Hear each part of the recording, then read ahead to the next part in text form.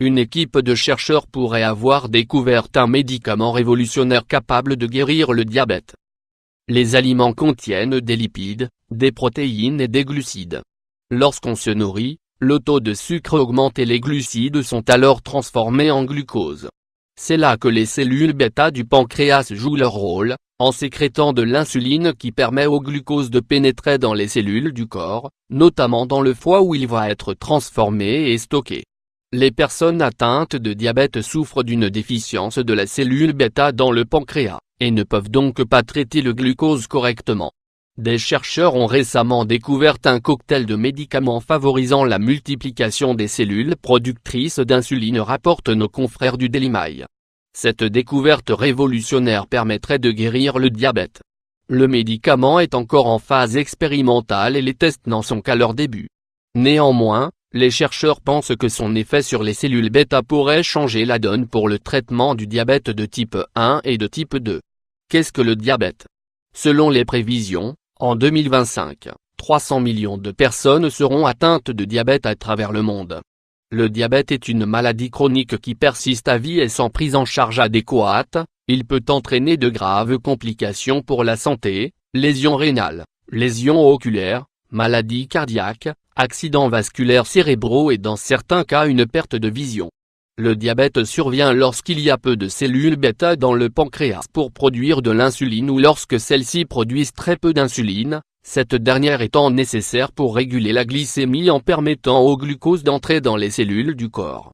On distingue principalement deux types de diabète, le diabète de type 1, environ 6% des diabétiques en sont concernés, c'est ce qu'on appelait autrefois le diabète insulinodépendant.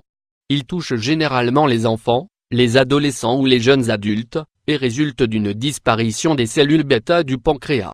C'est en fait le système immunitaire qui identifie par erreur les cellules bêta comme des envahisseurs et les détruit. On dit alors du diabète de type 1 que c'est une maladie auto-immune. Le diabète de type 2. Ce type de diabète touche 92% des diabétiques et apparaît chez les adultes de plus de 40 ans.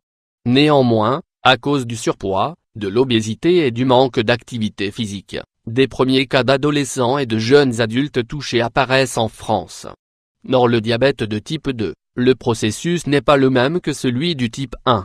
En effet, des scientifiques ont récemment découvert qu'un nombre insuffisant de cellules bêta fonctionnelles pouvait contribuer au développement de ce type de diabète.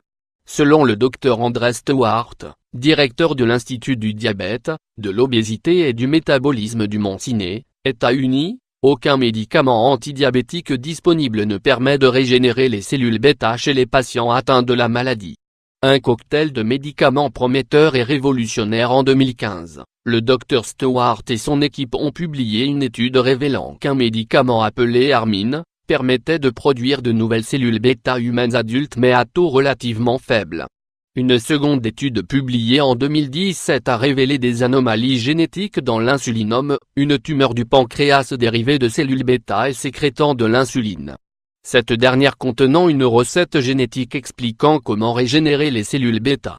Dans une récente étude publiée dans le journal Cell Metabolism, l'équipe a réussi à identifier une deuxième classe de médicaments permettant de provoquer la réplication rapide des cellules bêta humaines, lorsque ceux-ci étaient administrés avec le médicament Armin. En effet, sans intervention médicamenteuse, les cellules bêta se répliquent à un taux moyen de 0,2% par jour et en administrant l'Armin, ce taux passe à 2% par jour. Mais lorsque l'Armin est administré en association avec ce nouveau médicament, ce taux augmente de 5 à 8% par jour. Le Dr Stewart a annoncé, « Nous sommes très heureux de cette découverte car, pour la première fois, nous sommes en mesure de connaître un taux de réplication des cellules bêta humaines suffisant pour reconstituer leur masse chez l'homme.